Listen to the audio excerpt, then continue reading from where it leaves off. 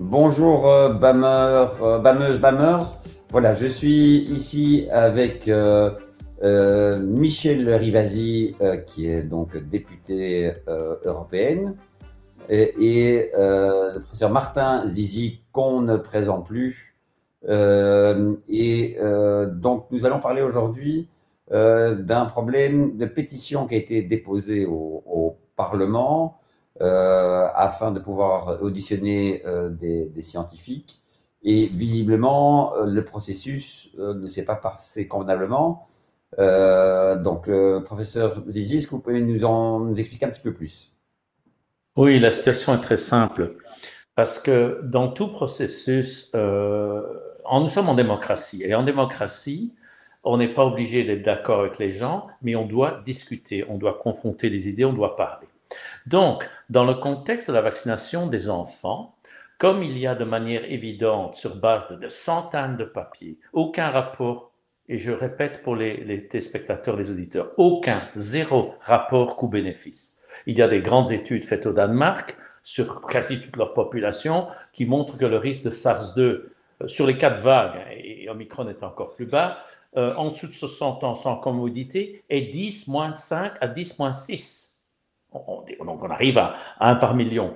Euh, et ce risque descend encore plus avec l'âge. Donc ça veut dire c'est essentiellement zéro, sans comorbidité, bien entendu. Et donc, on est en droit légitime de poser la question à nos décideurs, pourquoi vouloir forcer ou pousser à tout craint une vaccination à partir de 12 ans et hop, parce que ça n'a aucun sens, sachant que le vaccin peut avoir des risques qui sont supérieurs à ce chiffre de 1 sur million. Donc, au niveau éthique, au niveau médical et professionnel, c'est inadmissible. Mais comme on ne peut que le dire, on demande. Donc, avec un groupe de citoyens, de médecins et de scientifiques connaissant le domaine, j'ai promu, avec une aide logistique, une pétition au niveau du Parlement européen pour dire, écoutez, on voudrait être entendu parce que nous croyons, et c'est notre pétition, qu'il y a une violation fondamentale de la Constitution européenne, l'article 24 de la Charte des droits fondamentaux, qui a trait au niveau de la protection de l'enfance. Ça ne veut pas dire qu'on a raison, ça ne veut pas dire qu'on doit nous donner raison, mais dans un processus démocratique, on doit dire nous entendons que vous, ou bien que vous plaignez sur une violation d'article, expliquez-nous pourquoi vous le pensez. Donc il y a un processus qui doit se mettre en place et le Parlement européen a des règles et il se fait que la pétition a été reçue, a été mise en ligne, doit être mise sur le site, c'est des règles. Ils ont changé la teneur de la pétition, c'est un premier problème, et ils n'ont absolument pas respecté le processus. Et c'est pour ça que nous parlons aujourd'hui, parce que durant l'été et les vacances parlementaires, de manière très conveniente, on a fermé cette pétition. Or, le processus exigeait qu'on nous disait ça a été discuté, ça a été fermé pour telle et telle raison, il faut le dire au promoteur de la pétition, qui est moi-même, pour que je puisse référer à mon groupe, et en plus, si jamais elle est recevable, donc d'abord la pétition est-elle recevable ou non, et puis on discute, est-ce qu'elle a fond ou pas. Et ni sur donc la recevabilité n'ayant pas été faite, on a fait ça pendant les vacances parlementaires. J'ai envoyé moi-même une seconde lettre pour dire, écoutez, j'aimerais comprendre la situation. On m'a juste renvoyé aux règles du site web du Parlement. Et je dis, mais je sais lire, merci. Je ne vous pose pas cette question-là. Votre processus n'a pas été respecté. Et je porte à votre attention le fait que sur le titre de la pétition, c'est bien un point politique, c'est l'article 24 de la Charte des droits fondamentaux qui a trait à la protection de l'intégrité de l'enfance et des enfants. Donc, ce n'est pas une série de scientifiques qui disent nous a raison, on a raison, on ne veut pas vacciner. C'est pas ça. On dit vous rendez-vous compte que en faisant ça, vous mettez peut-être en danger un droit constitutionnel. Ça va au-delà du danger sur les enfants. C'est le processus constitutionnel qui n'est pas respecté. Et ça, c'est grave. Quand un État de droit qui prétend être de droit ne respecte pas ses propres avec sa constitution, on est mal barré pour critiquer plein d'autres. Ok. Donc, qu'en pensez-vous, vas-y. Vous avez Mais assisté écoutez, donc. lorsque j'avais reçu cette pétition de la part du professeur Zizi, j'ai trouvé que c'était une pétition très pertinente. Parce que concernant la vaccination des enfants, on avait plusieurs indices. D'abord, vous savez qu'en France, il y a la défenseuse des droits qui se posait la question sur l'intérêt de la vaccination des enfants, en disant, si on fait une évaluation bénéfice-risque, eh bien, moi, je me pose la question, je ne vois pas où est le bénéfice. Parce que au niveau du Covid, effectivement, il y a pratiquement très peu d'enfants qui développent la maladie. Et lorsqu'ils la développent, eh ben, il n'y a pas d'effet important de comorbidité. Donc, cette pétition, parce que moi, j'ai beaucoup participé à la commission des pétitions, où lorsqu'on dépose ces pétitions, elles sont lues, relues, et c'est les groupes politiques qui l'acceptent dans la mesure où, lorsqu'elle a été envoyée, elle a été déclarée recevable. Mais c'est après, les groupes politiques ont dit, nous, on ne veut pas la prendre en compte, on ne veut pas qu'il y ait de débat, parce que l'argument majeur, c'est que la vaccination est de la compétence des États membres. Or, on a vu que lors de la pandémie, tout ce qui a touché à la vaccination, c'est une entreprise européenne. La preuve, c'est qu'il y a eu des achats groupés et qu'ensuite, l'autorisation de mise sur le marché, elle provient d'une agence européenne qui s'appelle l'EMA. Et les recommandations qui sont faites sur l'utilisation des vaccins, c'est une autre agence européenne qui s'appelle le CDC, qui est une agence sur le contrôle des épidémies. Et là, sur la des enfants, le CDC est en droit d'émettre des recommandations. Donc, c'est bien, si vous voulez, quelque part, de la compétence de l'Europe. Et de là, de nous renvoyer en disant, c'est pas de la compétence de l'Europe, c'est la compétence des États membres, on voit bien qu'il y a une décision politique qui est qu'on ne voulait pas discuter de ce problème-là. Donc, ça a été clôturé. Mais ils n'ont pas gagné la bataille. Pourquoi? Parce qu'il y a une commission spéciale Covid à l'heure actuelle. Et dans le cas de cette commission spéciale Covid, il y aura tout un débat sur la vaccination des enfants. Parce que c'est une problématique, si vous voulez, qui dépasse le cadre purement techno tel que ça a été répondu à la commission pétition. C'est une demande des citoyens européens via maintenant les parlementaires européens.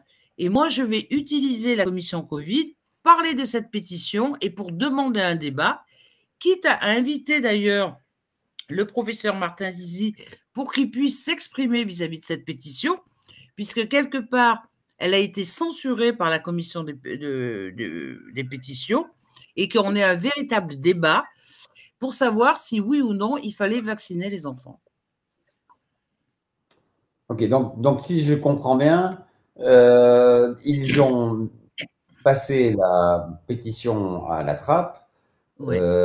parce qu'ils estimaient que ce n'était pas de compétence européenne, alors qu'on sait bien qu'il y a des tas de décisions qui sont prises au niveau européen. Donc, visiblement, c'est un tour de passe-passe pour éviter de parler du sujet. Exactement ça, ça a été un tour de passe-passe parce que c'est un sujet tabou dans la mesure où il n'y a pas de bénéfice-risque pour les enfants et qu'on utilisait les enfants pour, soi-disant, protéger les adultes, sachant que, comme l'a indiqué le professeur Martin Zizi, il peut y avoir des effets secondaires dus à la vaccination et non pas dus à la maladie du Covid que pourraient prendre les enfants. Donc, on fait courir des risques à des enfants pour soi-disant protéger les adultes alors qu'on ne voit pas l'intérêt et que ça n'obéit pas à la charte des droits fondamentaux. Donc, on est en dehors, si vous voulez, des droits fondamentaux tels qu'ils existent dans la Constitution européenne. Oui, parce que donc au niveau des principes, ça ne tient pas la route. On ne va pas vacciner des enfants pour protéger des personnes, d'autres personnes. Qui plus est, les vaccins ne fonctionnent absolument pas sur les contaminations. Donc, c'était un non-sens scientifique aussi. Exactement. Puisqu'on sait que même si on est vacciné, on peut transmettre et on peut se contaminer. Alors, franchement, oui, où est l'intérêt? Ça n'a pas où est l'intérêt. Et qu'est-ce que. Alors, on a perdu le professeur Martin Zizi, mais qu'est-ce que nous, en tant que citoyens, on peut faire pour faire évoluer les choses? Alors, en tant que citoyen, moi, je pense qu'il faut relancer d'autres pétitions et surtout, il faut interpeller la commission Covid pour dire on veut un véritable débat sur la vaccination des enfants. Alors, normalement, cette audition, elle est prévue, mais il faut peut-être interpeller tous les groupes politiques pour qu'il y ait les responsables de cette commission pétition. Vous voyez, qu'ils soient auditionnés.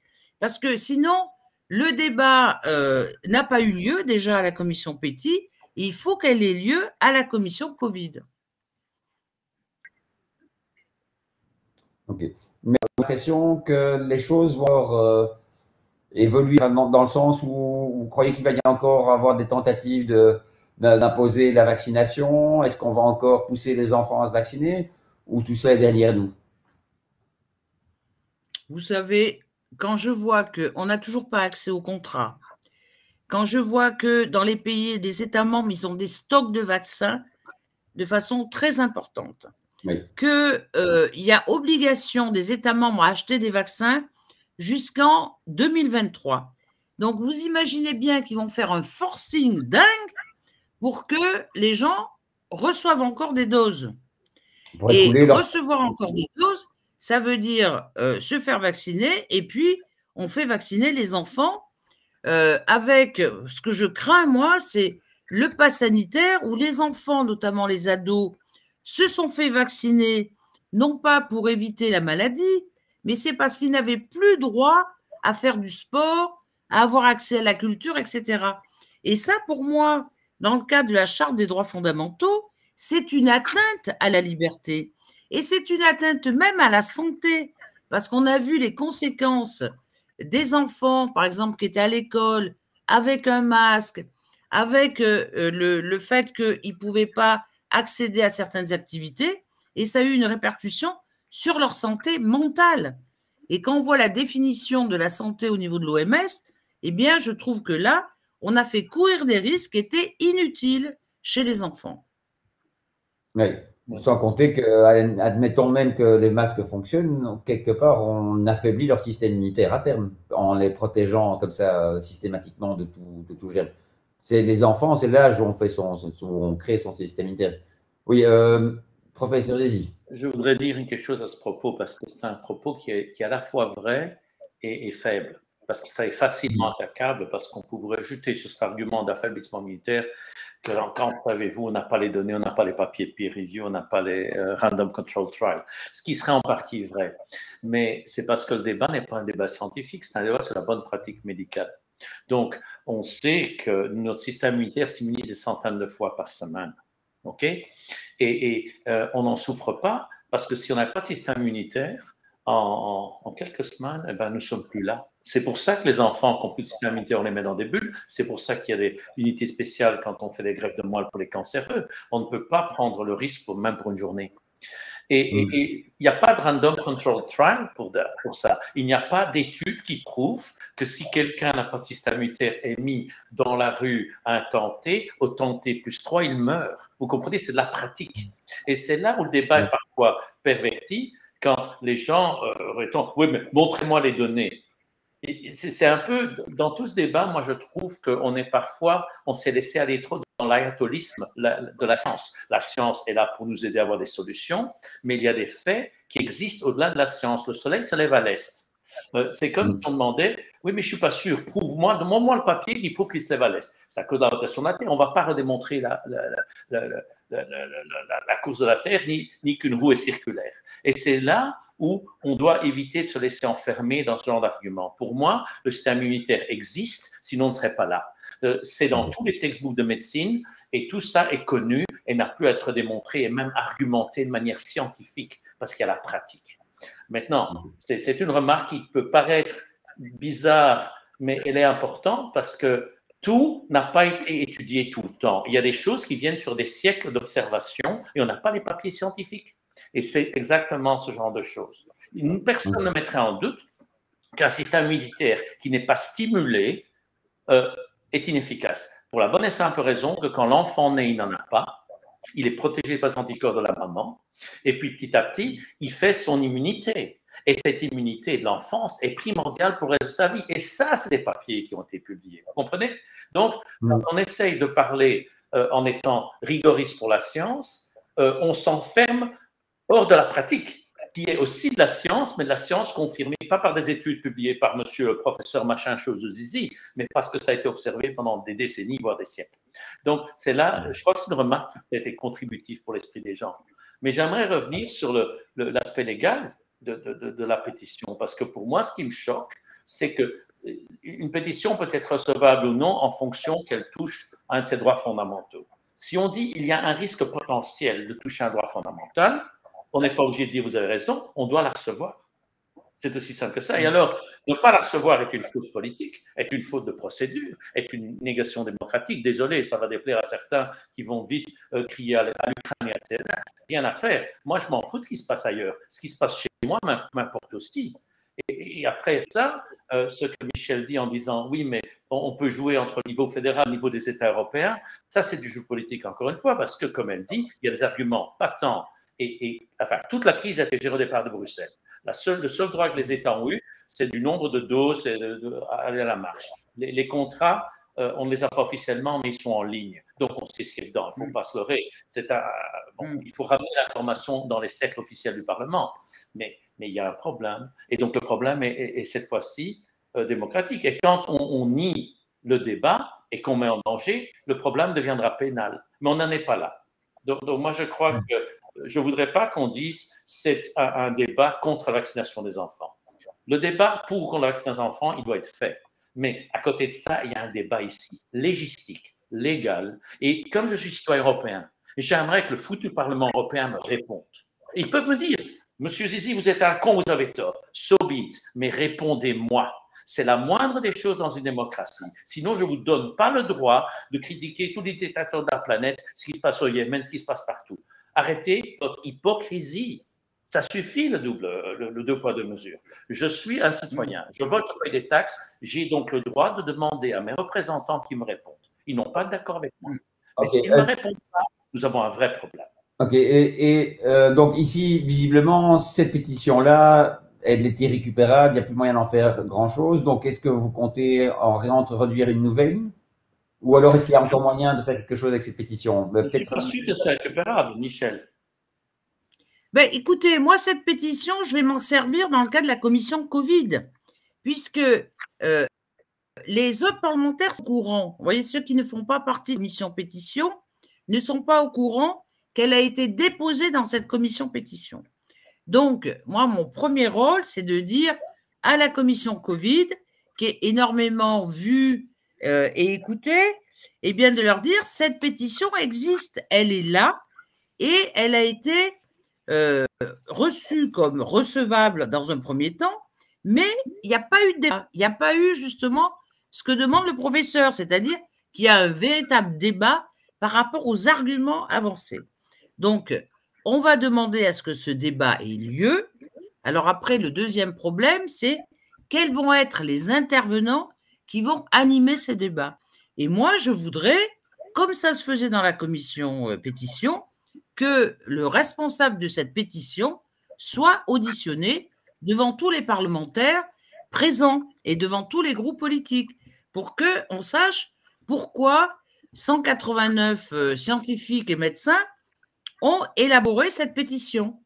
C'est tout à fait normal qu'il y ait une réponse par rapport à ça et qu'il y ait un débat, alors que sur la vaccination, on sent que c'est un sujet tabou, puisque l'idée, c'était de dire l'Europe a fait des achats groupés, d'abord a donné de l'argent aux laboratoires, que ces labos ont établi des vaccins, qu'il y a eu des études cliniques, qu'il y a eu des autorisations, et maintenant, la solution au Covid, ça a été la vaccination, point barre.